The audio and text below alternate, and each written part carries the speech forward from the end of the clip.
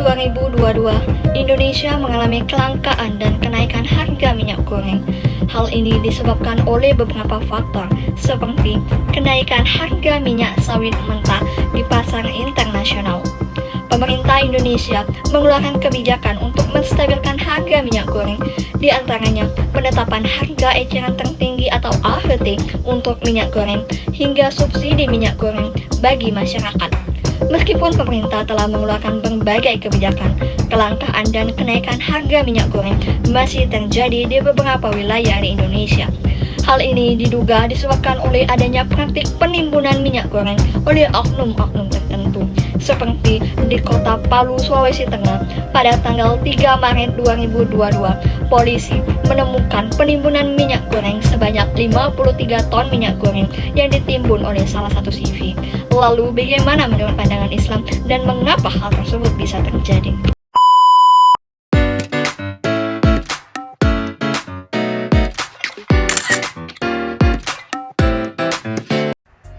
Assalamualaikum warahmatullahi wabarakatuh. Halo semuanya, perkenalkan nama saya Adelia Rahmawati dengan NIM 01021282227037.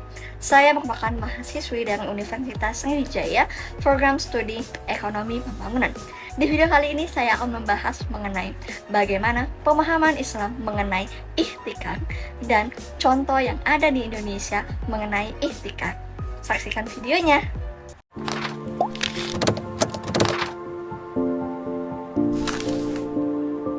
Poin yang pertama membahas mengenai bagaimana pandangan Islam tentang ihtikar. Perlu diketahui terlebih dahulu apa itu ihtikar. Ihtikar adalah suatu tindakan atau perilaku menyimpan atau menimbun barang yang dibutuhkan oleh masyarakat guna untuk menjualnya kembali di atas harga normal untuk mencapai keuntungan. Tentu tujuan utama dalam ihtikar adalah mencari keuntungan yang sangat tinggi.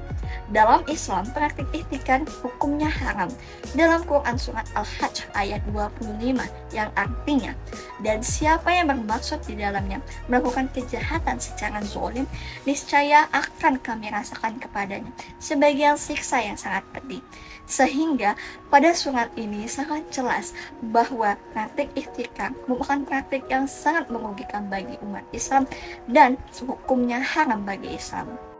Terdapat 3 alasan mengapa dalam Islam melarang praktik ihtikar.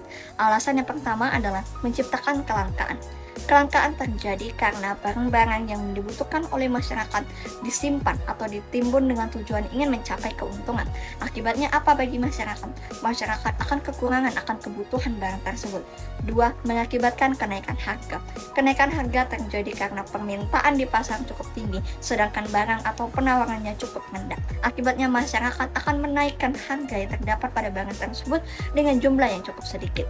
Lalu alasan yang ketiga adalah menciptakan ketidakadilan. Ketidakadilan terjadi karena bagi masyarakat yang memiliki modal yang cukup tinggi, maka dia mampu untuk membeli barang tersebut. Lalu bagaimana dengan masyarakat yang memiliki modal yang rendah? Maka dia tidak bisa memenuhi kebutuhan tersebut karena mayoritas barang yang ditimbun atau yang diihtikarkan itu nilainya cukup mahal. Masuk ke poin yang kedua mengenai praktik ihtikar yang ada di Indonesia, bisa dilihat. Ya, itu tadi merupakan contoh dari praktik ihtikar yang ada di Indonesia, tepatnya di kota Palu, Sulawesi Tengah, di mana ditemukan oleh pihak kepolisian sebanyak 53 ton minyak goreng yang dilakukan oleh salah satu CV, di mana pihak kepolisian berhasil menemukan sebanyak itu di 2 tempat yang berbeda. Perlu diketahui bahwa praktik penimbunan minyak goreng adalah salah satu praktik yang ilegal, di mana pemerintah telah mengatur sanksi yang berat untuk pihak-pihak yang melakukan tersebut, di mana denda sebanyak 50 miliar dan penjara paling sedikit 5 tahun. Dalam upaya pencegahan terhadap praktik ihtikar, perlu ada peranan aktif dari pemerintah. Yang pertama, melakukan pengawasan agar masyarakat, penjual maupun pengusaha tidak melakukan penimbunan terhadap barang tertentu sehingga bisa mencegah terjadinya praktik ihtikar. Yang kedua, harus melakukan ketersediaan barang apabila ihtikar terjadi sehingga masyarakat bisa tetap memenuhi kebutuhan akan barang tersebut. Dan yang ketiga, perlu adanya sosialisasi dari pemerintah mengenai bahaya dan itikad. Karena kita tahu bahwa praktik itikad adalah praktik yang sangat merugikan bagi masyarakat, karena berbagai masyarakat tidak bisa mengkonsumsi barang tersebut. Sebagai umat Islam yang baik, tentu kita tidak hanya bisa untuk mengandalkan peranan pemerintah untuk mencegah praktik itikad. Perlu adanya peranan aktif dari kita sebagai masyarakat untuk bisa mencegah praktik itikad. Yang pertama adalah meningkatkan kesadaran kita. Meningkatkan kesadaran akan bahayanya praktik itikad, karena kita tahu praktik itikad itu sangat berbahaya dan sangat merugikan banyak individu. Yang kedua, tidak melakukan itikad, karena itikad itu adalah praktik yang sangat merugikan. Tidak hanya untuk mencari keuntungan semata saja, kita bisa untuk mendapatkan keuntungan dari berbagai macam rezeki. Tapi untuk melakukan itikad itu bukanlah salah satu solusi terbaik, karena dalam Islam praktik itikad itu adalah praktik yang haram. Baik semuanya, semua poin yang sudah saya ingin sampaikan sudah saya sampaikan.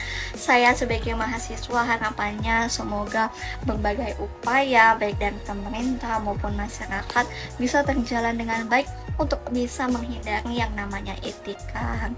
Saya rasa sudah cukup video saya, mohon maaf apabila ada berbagai kesalahan yang saya lakukan, dan semoga video ini bisa bermanfaat. Saya akhiri, wabillahi taufiq wal hidayah. Wassalamualaikum warahmatullahi wabarakatuh.